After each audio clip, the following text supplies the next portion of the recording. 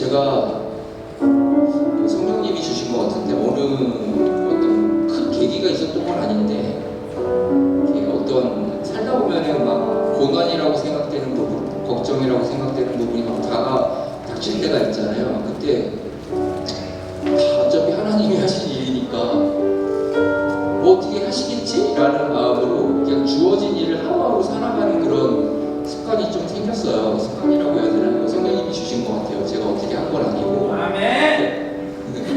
감사합니다.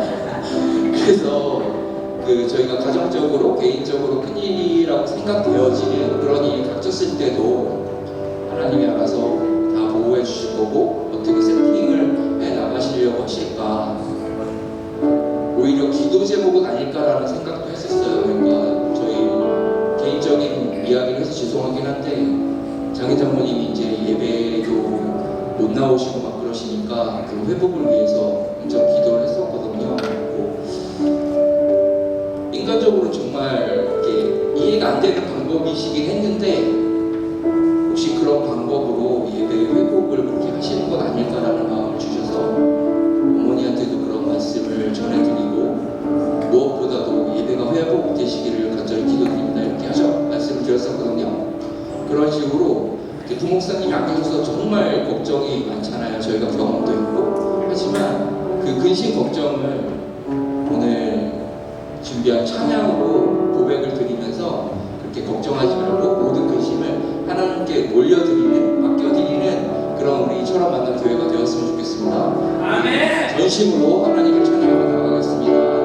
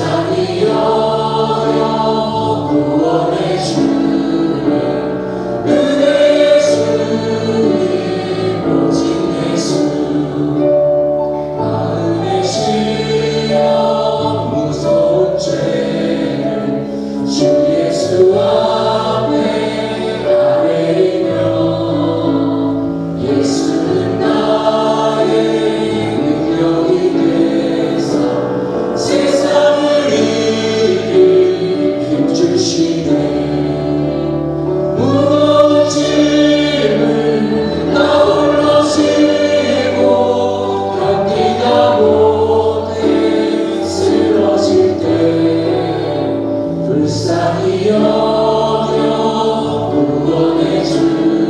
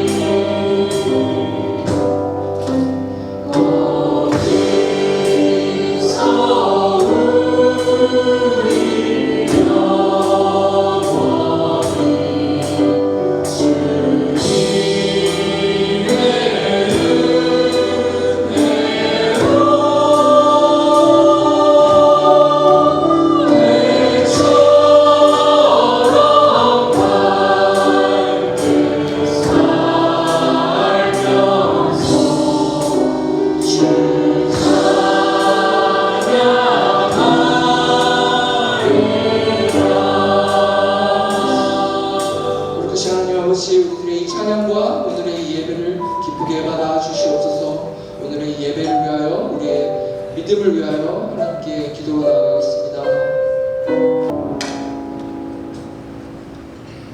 2월 마지막 주일 예배로 나오신 여러분 한 분 한 분을 주님 이름으로 축복합니다. 우리 전우장이신 분 함께 인사해 볼까요? 사랑합니다. 축복합니다. 잘 오셨습니다. 네, 시간 금방 지나는 것 같습니다. 2026년도 시작된 지 얼마 되지 않았는데 우리 장로님 기도해 주셨던 것처럼 상반기를 잘 마치고 이제 하반기를 우리가 보내게 될 텐데 하나님 상반기에도 함께 하신 아버지 하나님, 하반기에도 주님의 은혜와 사랑 가운데 또 하나님의 말씀 가운데 살아가는 우리의 삶이 되어지기를 소망합니다. 우리 그런 마음으로 우리 전우자에 계신 분 함께 축복하며 합니다. 주님 오늘 항상 지금까지 인도하셨던 것처럼 마르지 않는 삶으로 인도해 주실 줄 믿습니다. 그런 고백으로 시간 함께 찬양하겠습니다. 주님 오늘 항상 주님 너를 항상 인도하시니 내 마른 땅에서도 너를 만족시키니 너는 물의 동산과 깨고 마르지 않는 샘 같으니 너는 물의 동산과 깨고 마르지 않는 샘 같으니 여러분의 소리가 소리였고 나는 물의 동산과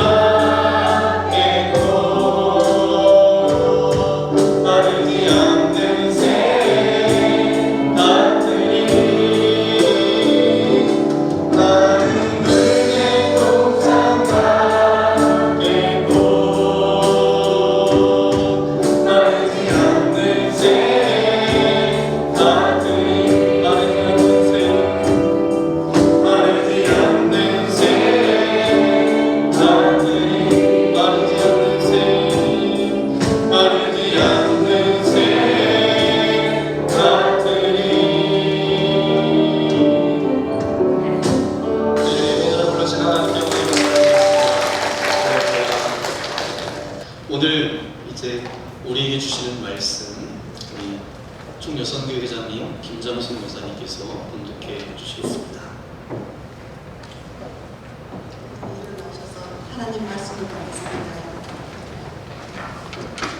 오늘 주시는 하나님 말씀은 사도행전 3장 21절 말씀입니다.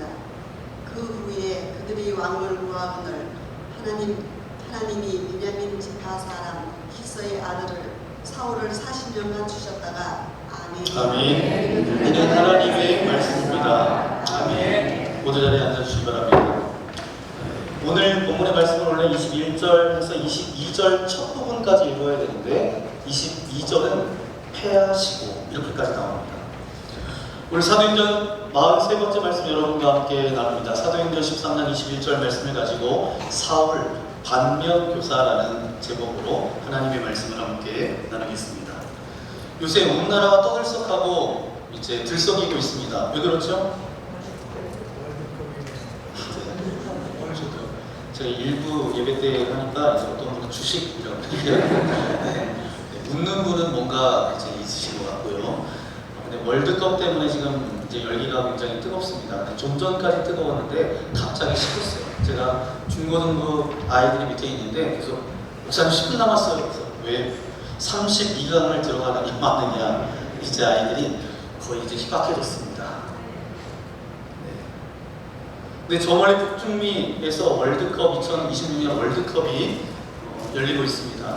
우리 대표 선수들이 지구 반대편 멕시코 그라운드 위에서 온 힘을 다해 뛰는 모습을 보니까 예전에 2002년도에 그런 기억들이 있습니다. 여러분 철원에 계셨는지 어디 계셨는지 모르겠지만 그때는 저는 서울에서 사역을 했습니다. 근데 여름 성경학교 강습회 기간에 이제 한국과 어느 나라가 이제 경기했는지 기억은 없지만 강습회를 해야 되는데 강습회를 하다가 말고 축구를 봐야 된다고 강사분이 자기 강의 안 한다고 축구를 봐야 된다고 그래서 대형 스크린에 축구를 보고 막 응원했던 기억이 있습니다. 그때 우리의 응원 때문에 이겼는지 어쨌는지 이겼어요. 그래서 이제 버스를 타고 이제 노원구 상계동까지 오는데 버스가 잠깐 서면 버스 위로 사람들이 올라가고 앞에 승용차가 가고 있는데 나와서 뭐 꽹가리를 치고 색스폰 있는 친구는 색스폰을 불고 뭐 거리가 난장판이 됐는데도 누구 하나 빨리 가라고 빵빵하는 사람 없고요. 얼마나 그때 그 열기가, 저는 그 열기 한복판에 있었는데 2026년도도 그렇게 우리가 월드컵 생각하니까 그때가 기억나면서 우리나라 축구팀을 응원하게 되고, 응원하고 계셨었죠? 네. 저는 이제 첫 경기 체코전에서 우리 대표팀이 아주 짜릿한 역전승을 거두지 않았습니까? 경기가 끝나고 이제 축구를 분석하는 뉴스들을 봤는데 제 마음에 와닿는 매스컴의 헤드라인 신문 기사 내용이 이렇습니다. 제가 말씀을 준비하고 있었는지 모르지만 그래서 그게 제가 와닿았는지도 모르겠어요. SBS 뉴스와 매일경제신문의 주요 언론사 스포츠 기자들이 이구동성으로 지면에 이렇게 적어 놓았더라고요. 12년 전에 눈물을 반면교사로 삼다. 북중미 고지대를 정복한 철저한 사전 준비와 승리. 이번 우리 대표팀이 경기를 치르는 이 멕시코 과다라하라 경기장은 해발 1500m에 있는 고지대에 있는 환경입니다.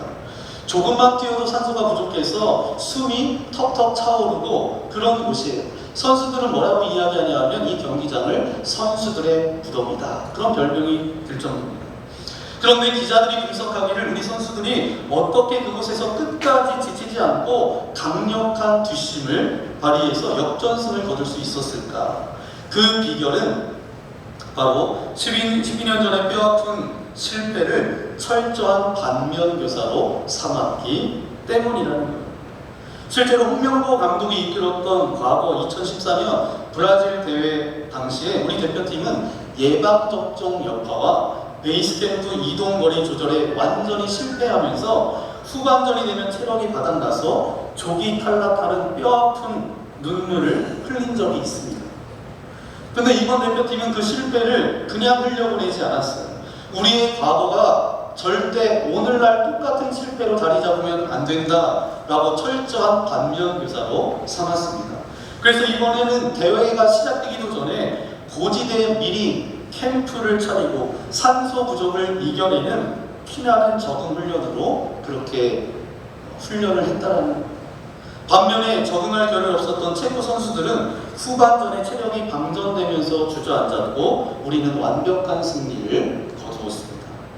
여러분, 과거의 실패를 돌이켜서 바르게 세운 그 반면교사의 지혜가 오늘날 우리 축구팀을 승리로 그렇게 이끌었다라는 사실입니다. 여러분, 세상의 축구도 과거의 실패를 반면교사 삼아 돌이키는 것이 이토록 위대한 승리를 만들어 놓은 것처럼 하물며 우리에게 영원한 생명이 걸려있는 이 신앙생활은 어떻겠습니까? 다른 사람의 잘못된 인생을 바라보면서 실패한 모습을 바라보면서 야, 나는 저렇게 살지 말아야지. 나는 저렇게는 안 살아. 내 신앙을 바르게 세우는 영적 가르침으로 삼는 것. 이것은 하나님께서 저와 여러분에게 주신 큰 은혜임을 믿습니다. 오늘 읽었던 본문 말씀은 이스라엘의 역사를 통해서 가장 화려하게 등장했다가 가장 비참하게 퇴장한 인물을 소개하고 있습니다. 그 사람이 이름이 뭐죠? 심각한 이스라엘의 초대왕이었던 사울이야말로 오늘날 하나님께서 우리에게 허락하신 가장 대표적인 영적 반면 교사입니다. 오늘 본문에서 사도 바울은 복음의 현장에서 이스라엘의 역사를 설교하면서 사울의 이야기를 꺼내요. 하나님의 은혜로 사울이 왕으로 세워졌는데 참 슬픈 대목이 나옵니다. 하나님께서 결국 그를 왕의 자리에서 22절 첫 번에 보니까 패하셨다라는 사실입니다. 도대체 왜 하나님께서 그토록 은혜롭게 세웠던 사울 왕을 패하셨을까? 오늘 우리는 영적 반면교사인 사울의 인생을 바라보면서 너도 사울처럼 살지 말아라. 그렇게 말씀하시는 하나님의 경고로 듣고 사울의 실패 속에 감추어진 나 자신의 모습을 들여다보는 귀한 시간 되어지기를 소망합니다. 그러면 우리 첫 번째 함께 고백해 볼까요? 화려한 스펙보다 중요한 것은 하나님과의 스토리입니다. 아멘. 사무엘상 9장에서 사울왕이 처음 등장할 때 그의 조건은 그야말로 완벽했어요. 사무엘상 9장 2절 말씀 함께 읽겠습니다. 시작. 기스에게 아들이 있으니 그의 이름은 사울이요 준수한 소년이라. 이스라엘 자손 중에 그보다 더 준수한 자가 없고 키는 모든 백성보다 어깨 이만큼 더 컸더라. 아멘. 사울은 세상이 요구하는 모든 조건을 갖추었던 사람입니다. 그야말로 준비된 스타처럼 등장했어요. 어떤 스펙을 가졌냐면 돈과 명예를 다 갖춘 훌륭한 가문에서 자랐습니다. 남들보다 어깨 위에 더 컸던 압도적인 외모, 아버지를 위해서 암나기를 찾아 헤맸던 착한 성품과 그리고 하나님의 영이 임해서 예언까지 했던 뜨거운 성령 체험까지 했던 사람이에요. 그러니까 외모라면 외모, 배경은 배경, 인성이면 인성, 그리고 영적 체험까지 갖춘 그야말로 완벽한 사람이었어요. 만약에 여러분 생각해보세요. 오늘날 우리 교회에 이런 청년이 왔다라면 난리가 났을 거예요. 그런데 왜 이토록 완벽했던 사울이 비참한 반면교사로 전락했을까요? 이 모든 조건 속에 숨겨진 치명적인 비밀이 있습니다. 사울에게는 화려한 스펙은 있었지만 하나님과 엮인 스토리, 관계는 없었어요. 부모님으로부터 물려받은 가문 스펙은 좋았지만 내가 만난 하나님은 없었어요. 남들보다 어깨 위에 더 큰 외모 스펙은 가졌으나 정작 골리앗 앞에서 숨어버리는 영적 약골이었습니다. 처음에 겸손마저도 진짜 하나님을 경외하는 것이 아니라 사람의 눈치를 보며 몸을 사린 체면치레 스펙도 있었어요. 그리고 또 하나 사울에게는 뜨거운 은사는 있었으나 삶의 열매는 없었습니다. 그러니까 은사는 있었어요. 근데 열매는 없었어요. 여러분, 사울이 예언을 하고 성령을 체험한 것은 그의 중심이 훌륭해서가 아니었어요.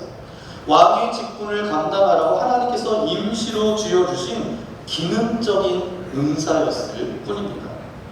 사울은 부흥회 같은 일회성 체험, 은사는 맛보았지만 매일의 삶 가운데 하나님과 동행하며 빚어지는 성령의 열매는 단 하나도 맺지 못했어요. 사울은 겉모습은 모든 것을 다 갖추는 것 같았지만 하나님과의 인격적인 관계 안에서는 알맹이가 쏙 빠진 빈 껍데기 인생이었습니다. 포장은 화려했지만 속은 텅 비어 있었기 때문에 위기가 오자 모래성처럼 주저앉을 수밖에 없었던 것입니다.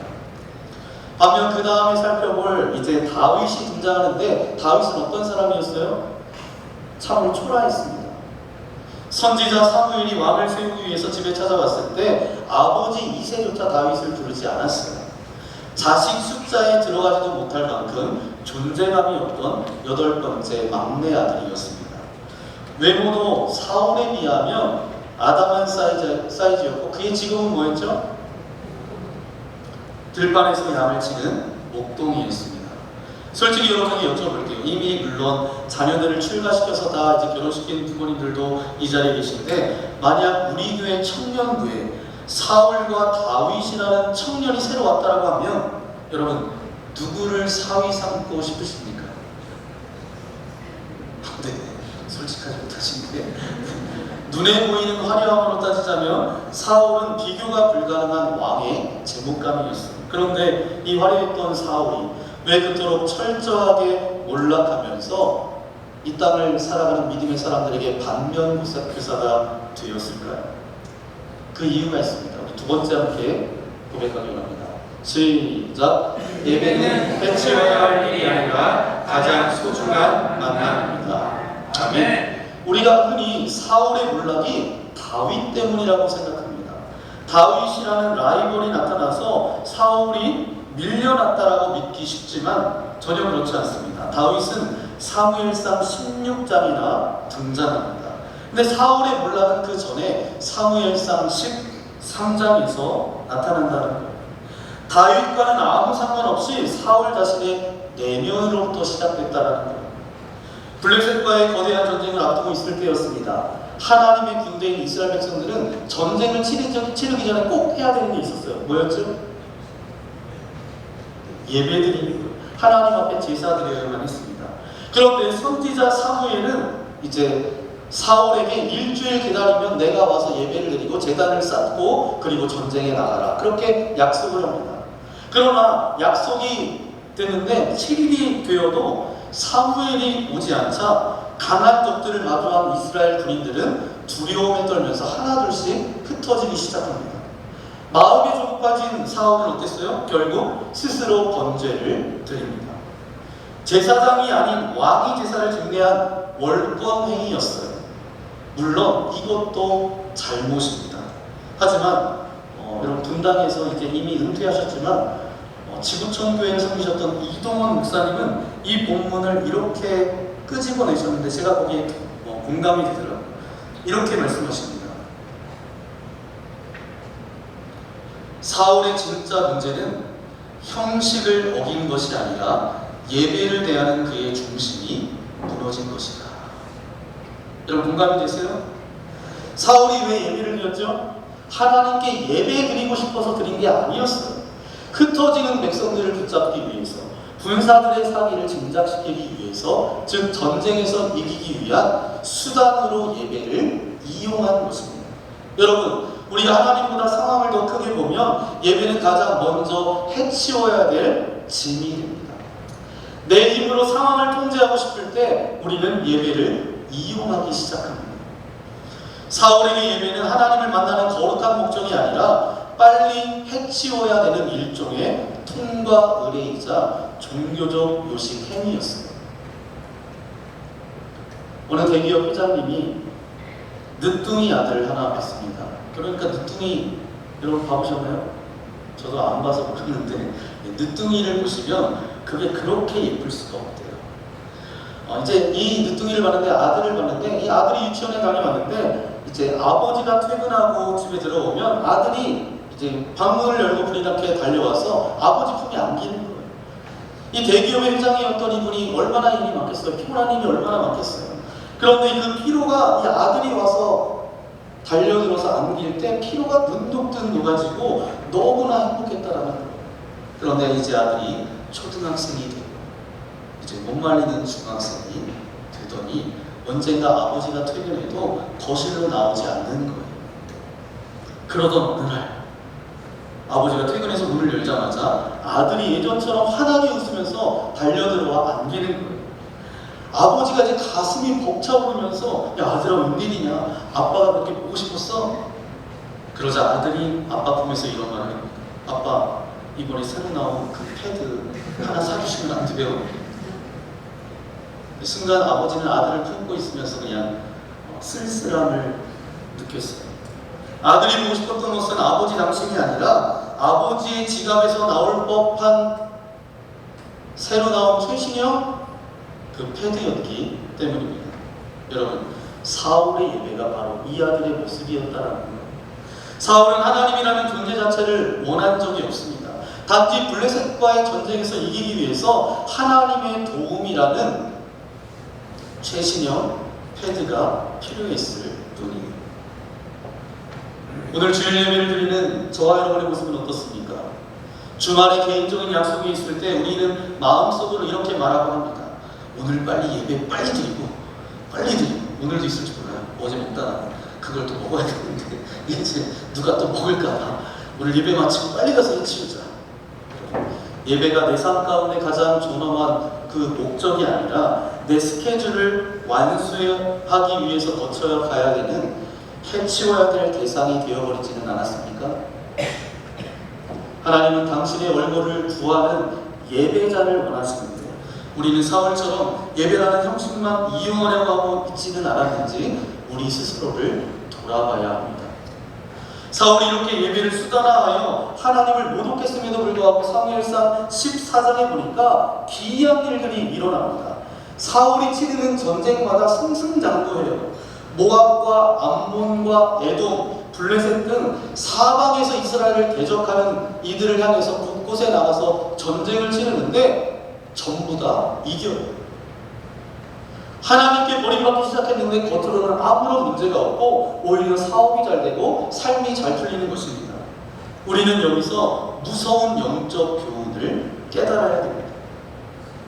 나무에서 가지가 잘려 나갔다고 해서 그 즉시 잎이 마르지 않습니다. 꽃병에 꽃은 꺾인 꽃은 한동안 여전히 푸르고 아름답습니다.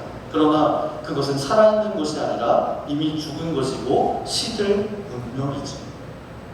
세상의 성공이 하나님의 축복의 사인이 아닐 때가 있다라는 거예요.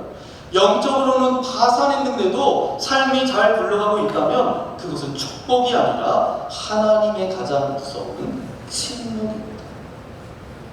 또 하나의 가슴 아픈 이야기가 있습니다. 길가에 피어있는 화려한 장미꽃을 꺾어다가 거실에 예쁜 유리 꽃병에 꽂아 두었어요. 매일 신선한 물을 갈아줍니다. 사흘이 지나고 닷새가 지나도 그 장미꽃은 여전히 붉고 아름다운 향기를 뿜어내죠. 집에 들렀던 사람도 보고 꽃이 너무 예쁘다, 너무 향이 좋다, 아름답다 그렇게 말합니다. 하지만 여러분, 그 꽃이 정말 살아있는 것일까요? 아닙니다. 그 꽃은 꺾이는 그 순간 이미 죽은 거예요. 뿌리로부터 공급되는 생명의 근원이 끊어졌기 때문에 지금 눈앞에 보이는 이 푸르름과 화려함은 단지 죽어가는 시간의 유해일 뿐입니다. 열흘이 지나고 그 시간이 지나면 그 꽃은 예외 없이 처참하게 시들어서 쓰레기통에 내던져지게 될 거죠. 하나님과의 관계가 끊어졌음에도 내 삶에 아무런 문제가 없고 사업이 잘 되고 자녀들이 잘 되고 자녀들이 잘 크고 있고 자녀들도 좋은 대학에 들어가고 내가 지금 잘 살고 있구나 라고 착각하는 것만큼 무서운 저주가 없습니다. 그것은 영적으로 뿌리가 달린 채 말라 죽어가는 과정입니다. 겉모습은 성공에 속아서 내 영혼이 시들어가는 것을 방치하지 않는 지혜가 저와 여러분들 가운데 있기를 예수님의 이름으로 간절히 축원합니다. 그럼 마지막 세 번째 우리 함께 고백하고 연합니다. 시작. 당신의 하나님이 아니라 나의 하나님이어야 합니다. 아멘. 사울의 몰락은 사무엘상 15장에서 정점을 찍습니다. 하나님은 사울에게 아말렉을 진멸하라고 마지막 기회를 주셨어요. 그런데 가축까지 다 진멸하라고 없애라고 말씀하셨어요. 그런데 사울은 어떻게 하죠? 자신이 보기에 좋은 양과 소, 기름진 가축만은 남겨놓고 가치 없는 하찮은 것들을 진멸합니다. 하나님의 명령을 따르기는 하되 자기의 생각에 좋은 대로 선택적 순종을 한 거죠. 여러분, 사사시대의 특징이 있었는데 어떤 특징이 있어요? 자기 소견에 옳은 대로 그렇게 살아갔다는 거예요. 자기 소견대로 그렇게 생각했던 왕이 누구였어요? 사울입니다. 그러면서도 사울은 사무엘 앞에 당당하게 뭐라고 이야기해요? 내가 여호와의 명령을 행하였나이다. 사울의 기준으로 보니까 90% 정도 순종했으니까 스스로 순종했다라고 정의를 내린 거예요. 그러나 하나님의 해석은 어땠어요? 달랐습니다. 사무엘상 15장 11절 말씀입니다. 시작. 내가 사울을 마음으로 세운 것을 후회하노니 그가 돌이켜서 나를 따르지 아니하며 내 명령을 행하지 아니하였음이니라. 아멘. 인간의 기준에서는 90%도 대단한 순종이지만 하나님이 보시기에는 100%가 아니면 순종이에요? 순종이 아니에요? 순종이 아니에요.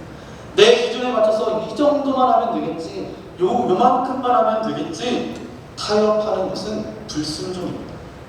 그래서 사무엘을 통해서 그 유명한 말씀이 선포되어집니다. 순종이 제사보다 낫고 듣는 것이 순양의 기름보다 나으니라.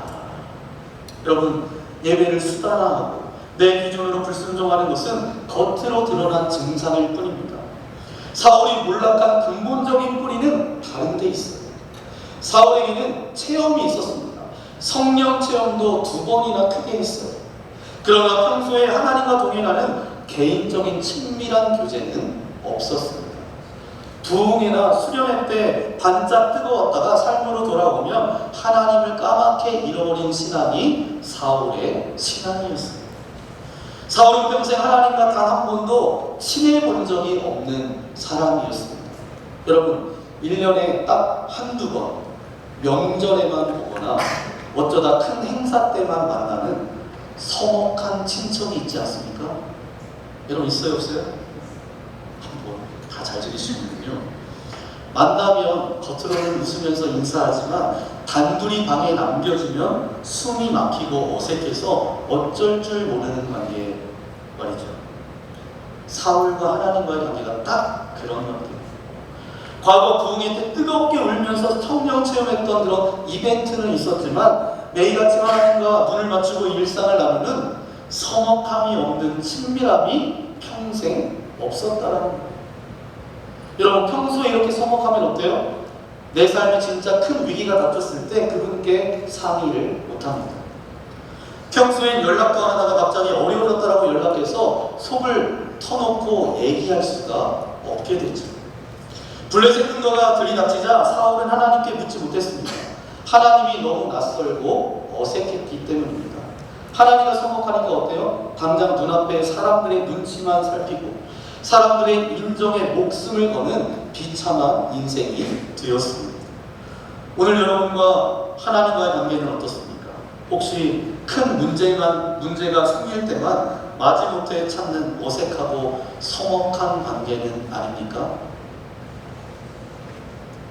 반면 다윗은 어때요? 사울과 같은 극적인 성령 체험의 기록은 적지만 일상의 들판에서 늘 하나님과 교제했습니다. 그가 남긴 시편의 말씀을 보십시오.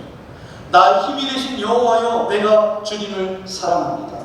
주의 궁정에서의 한 날이 다른 곳에서의 첫날보다 나은즉 악인의 장막에 거하는 것보다 내 하나님의 성전에 문지기로 있는 것이 좋사오니.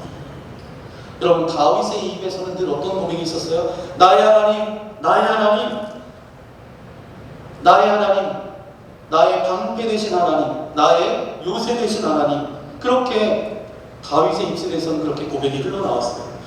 하나님이 너무 친밀한 내 하나님이었기 때문입니다. 그러나 여러분 사울은 하나님을 어떻게 부르죠? 불순종을 지적하는 사무엘 앞에서 사울은 이렇게 변명합니다. 사무엘상 15장 15절입니다. 시작. 백성이 당신의 하나님 여호와께 제사하려고 양들과 소들 중에서 가장 좋은 것을 남기니 당신의 하나님. 사무엘상 15장 21절 말씀을 읽겠습니다. 시작. 길갈에서 15장 21절. 시작. 길갈에서 당신의 하나님 여호와께 제사하려고 양과 소를 끌어왔나이다. 여러분 사울에게 하나님은 단 한 번도 나의 하나님이었던 적이 없습니다. 언제나 선지자 사무엘 당신의 하나님이었어요. 하나님과의 거리가 멀고 낯설다 보니까 예배를 내 성공을 위한 수단으로 전락시키고 심지어 자신의 명백한 불순종을 감추는 비겁한 핑계거리로 예배를 이용하는 비극적인 인생이 되고 말았습니다. 다 하나님께 예배드리려고 좋은 것을 남겨둔 겁니다 라며 거룩한 예배의 뒤로 자기의 죄를 숨겼습니다. 여러분 성경 전체에서 다윗이 하나님께 예배하는 장면은 셀 수도 없이 많지만 사울이 제단을 쌓았다라는 기록은 평생에 단 한 번이었어요. 오죽 성경도 놀랬으면 단 한 번만 이렇게 기록되어 있습니다. 사도행전 14장 35절 말씀 함께 읽겠습니다. 시작. 이는 그가 여호와를 위하여 처음 쌓은 제단이었더라. 하나님과 그토록 서먹하고 멀었던 사울이 반대로 사람은 얼마나 의식하고 살았는지 몰라요. 하나님이 준엄한 심판이 선포되어졌을 때에 사울의 태도를 보면 정말 충격적입니다. 죄를 지었으면 하나님 앞에 회개하고 자복하고 하나님의 자비를 구하는 것이 마땅한 일인데 그는 사무엘의 옷자락을 붙잡으면서 이렇게 애걸합니다. 사무엘상 15장 30절 말씀입니다. 시작. 사울이 이르되 내가 범죄하였을지라도 이제 참나옵나니 내 백성이 너를 위해서 나와 함께 들어가서 내가 당신의 하나님 여호와께 경배하게 하소서. 뭐라고 이야기하는 거예요? 내가 하나님께 버림받아 죽을지언정 지금 내 백성 앞에서는 제 체면 좀 살려주십시오. 내 얼굴이 쪽팔립니다. 뭐 이런 얘기예요. 이 순간에도 사울의 안경에는 하나님이 아니라 사람들의 시선뿐이었어요. 그는 하나님을 찬양하는 기념비가 아니라 자신을 과시하는 기념비를 세웠고 평생 사람들의 인정을 구걸하다가 결국 비참하게 자살로 생을 마감합니다. 죽는 순간까지도 뭐라고 이야기했어요? 이방인들이 와서 나를 모욕할까 두려워했다. 사람을 의식했다라는 거예요. 하나님께 받는 수치를 두려워하지 않고 사람에게 받는 수치만을 두려워했던 인생, 그것이 바로 사울의 비극이었습니다. 여러분, 사울 곁에는 위대한 영적 멘토였던 사무엘이 있었어요. 사무엘은 하나님이 사울을 버리신 후에도 사울을 위해서 밤낮 슬퍼하며 기도했던 눈물의 목회자였어요. 그러나 사울은 영적 멘토인 사무엘과의 관계를 멀리 했습니다. 관계가 막히자 어떤 일이 벌어졌어요? 하나님의 말씀이 들리지 않고 결국 고립되어서 몰락했다. 이렇게 하나님과 멀찍이 떨어져 서먹하게 살던 사울에게 하나님은 마지막 안전장치를 하나 남겨뒀다라는 거예요. 바로 그의 잘못을 눈물로 책망하고 기도해 줄 수 있었던 영적 스승, 선지자 사무엘이었습니다. 그런데 사울은 자기를 찾아와서 잔소리하고 쓴소리하는 이 사무엘마저 귀찮다라고 밀어내버립니다. 결국 사무엘마저 사울을 떠나게 되면서 사울은 영적으로 철저하게 혼자가 됩니다. 분당 우리 교회를 목회하시는 이찬수 목사님께서 사울의 이 비극적인 모습을 보면서 아주 무서운 경고의 말씀을 하십니다. 이런 말씀입니다. 아무리 훌륭한 사람도 영적으로 고립되면 사단의 밥이 됩니다. 사울은 자신을 위해 불어줄 마지막 영적 지도자 사무엘을 밀어내고 스스로 파멸의 길로 걸어갔습니다. 저와 여러분의 인생도 마찬가지입니다. 내가 잘못된 길을 갈 때 내 바지가랑이를 붙잡고 야, 너 정말 왜 그래? 제발 좀 정신 좀 차려라 하고 눈물로 막아주는 진짜 영적 멘토를 잃어버리는 순간 내 신앙은 사단의 가장 좋은 먹잇감이 되고 만다라는 거예요.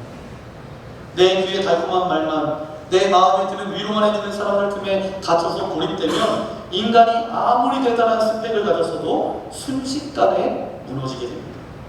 사울이 결국 악령에 시달리며 무당을 찾아가서 뭐라고 이야기해요?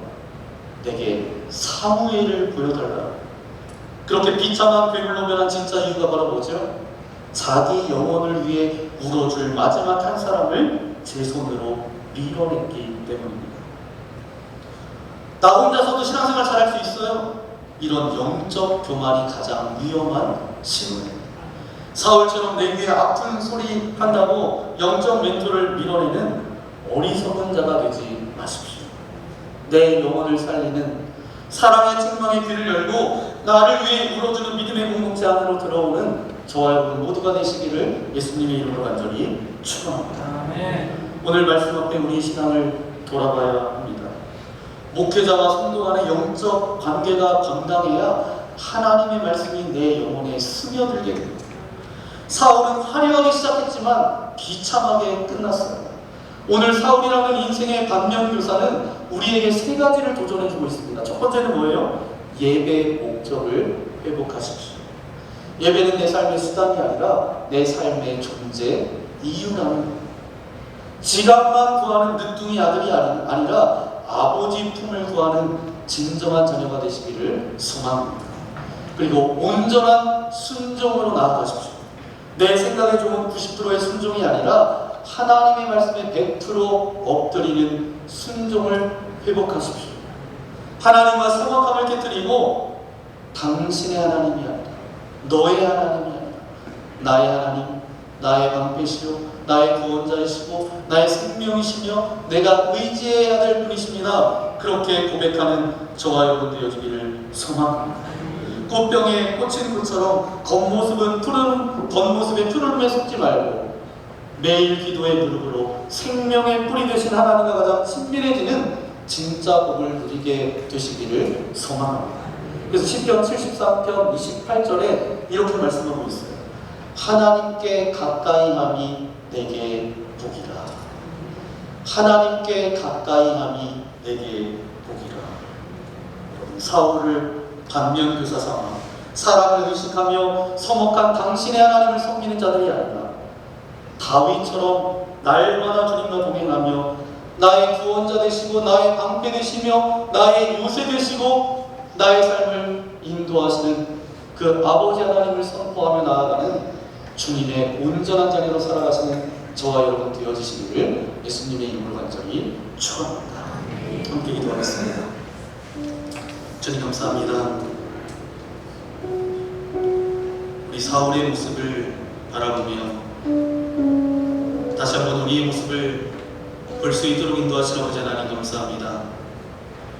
우리는 겉으로 화려하게 우리의 인생을 치장하고 그렇게 화려한 스펙을 가지려는 것을 갈망하며 갈구하며 그렇게 살아갑니다. 그보다 더 중요한 것은 하나님과의 스토리입니다. 하나님과의 관계입니다. 주님, 하나님과의 소목한 관계가 아니라 하나님과 아버지 하나님 대면대면하는 관계가 아니라 나의 하나님, 나의 구원자 되신 아버지 하나님, 나의 생명 되신 아버지 하나님, 나의 하나님이라고 고백할 수 있는 그런 믿음을 우리에게 허락하여 주옵소서. 그래서 사울이 선지자 사무엘을 생각하면서 당신의 하나님, 당신의 하나님 이렇게 이야기했던 것처럼 그런 인생 되지 않게 하시며 나의 하나님이라고 고백하며 신앙생활할 수 있도록 우리와 함께하여 주옵소서.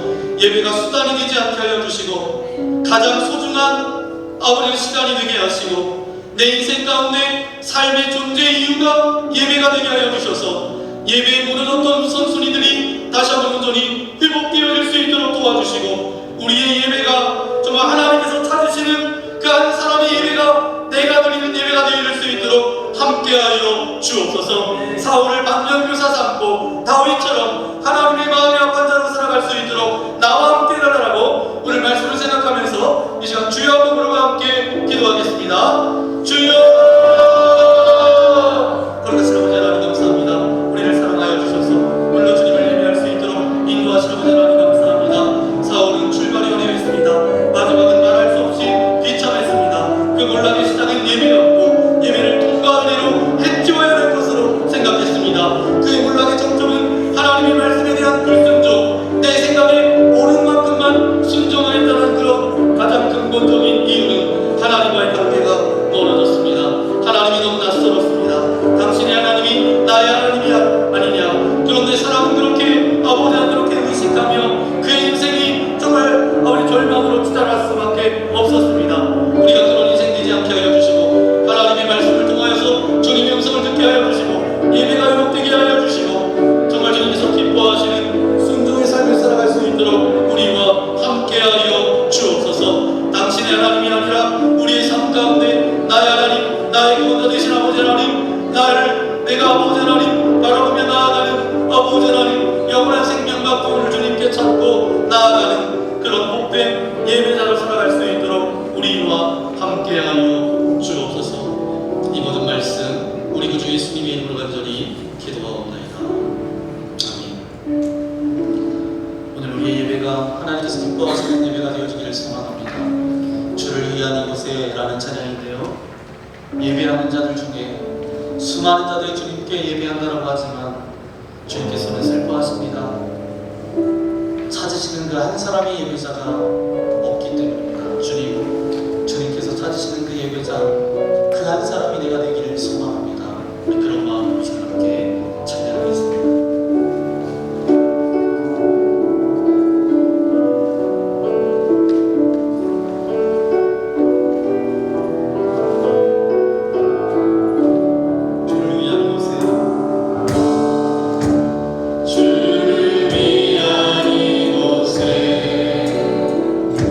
자들 중에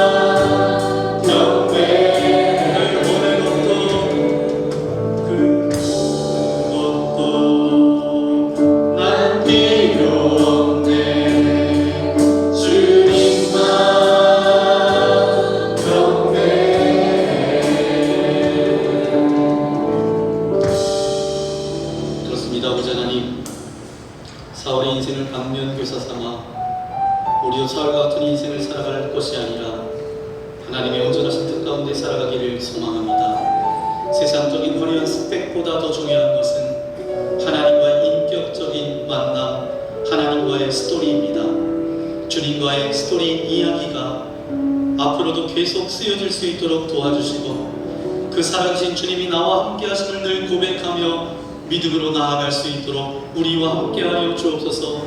사울이 성령 체험도 2번 했었지만 선지자 사무엘 당신의 하나님 그렇게 고백했던 주님과 서먹서먹했던 그런 관계였습니다. 우리도 그런 관계에서 이미 벗어나 하나님과의 친밀한 관계 가운데 나아가기를 소망합니다. 그래서 우리의 드려지는 예배가 형식적이고 습관적이고 해치워야 되는 예배가 아니라 경건함으로 주님 앞에 주님께서 찾으시는 참된 예배자 그 한 사람으로 설 수 있도록 우리와 함께하여 주옵소서. 그래서 다윗처럼 나의 하나님, 나의 방패시며 나의 구원자 되시며 나의 삶을 인도하여 주시고 우리의 가정을 평강으로 인도하신 주님을 믿습니다. 그렇게 고백하며 나아갈 수 있도록 우리의 삶에 간증의 고백이 넘쳐날 수 있도록 아버지 하나님 함께하여 주옵소서. 그런 결단의 고백을 담아 귀한 물질을 주님께 올려드립니다. 기뻐 받아주시며 이 물질이 사용되는 곳곳마다 주님의 나라가 이 땅 가운데 아름답게 이루어지게 하시고 주님을 알지 못하는 이들이 돌아오게 하여 주시고 문화적 그리스도인들이 주님 앞에 깨어져서 나의 하나님이라고 고백하는 참된 자녀로 설 수 있도록 은혜 베풀어 주옵소서. 저들의 아버지 하나님 가정과 일터와 사업장을 축복하여 주셔서 물질 때문에 어려움 당하지 않도록 인도하여 주시고 날마다 평강으로 아버지 하나님 인도하시는 주님의 은혜가 넘쳐날 수 있도록 아버지 하나님 역사하여 주옵소서. 이 자리에 나올 때 근심과 염려와 두려움을 가지고 나왔습니까? 관계 문제를 가지고 나왔습니까? 육체 질병을 가지고 나왔습니까? 주여 시간 하늘을 열어주시고 주님의 능력의 손으로 안수하여 주실 때에 모든 질병은 떠나갈지어다, 모든 아픔은 사라질지어다, 근심과 염려와 두려움들은 떠나갈 것이며 샬롬의 은혜가 임할지어다. 그리하여서 이 세상 가운데 우리가 발을 디디고 살아가며 환경은 변하는 것 없다 할지라도 주님만 바라보며 주님 주시는 하늘의 기쁨을 가지고 살아갈 수 있도록 우리와 함께하여 주옵소서. 특별히 아버지 하나님, 세계 곳곳에 전쟁으로 고통받는 이들이 있습니다. 지진으로 수많은 사람들이 죽고 슬픔 가운데 있는 이들도 있습니다. 찾아가셔서 위로하여 주시고 사람의 말로 위로되지 않지만 주변에 믿는 자들, 선교사님들을 보내셔서 하나님의 변하지 않는 그 약속의 말씀을 붙들게 하여 주시고 참된 위로를 받게 하시고 참된 소망 가운데 나아갈 수 있도록 은혜를 베풀어 주옵소서. 북한 땅을 위해서도 기도합니다.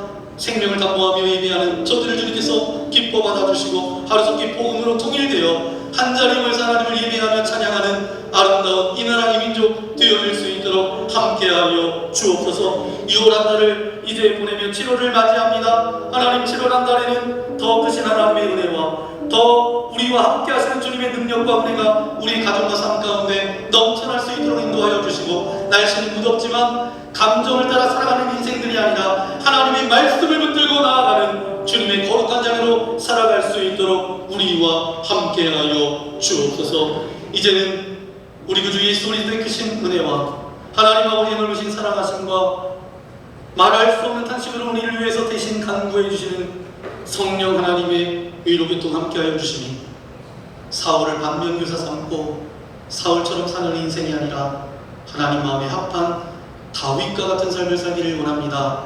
결단하며 나아가는 죄국한 자녀들 머리머리 위에, 저들의 가정과 자녀들과 이 나라 이 민족과 세계 열방 위에 이제부터 영원토록 함께하옵시기를 간절히 축원하옵나이다. 아멘.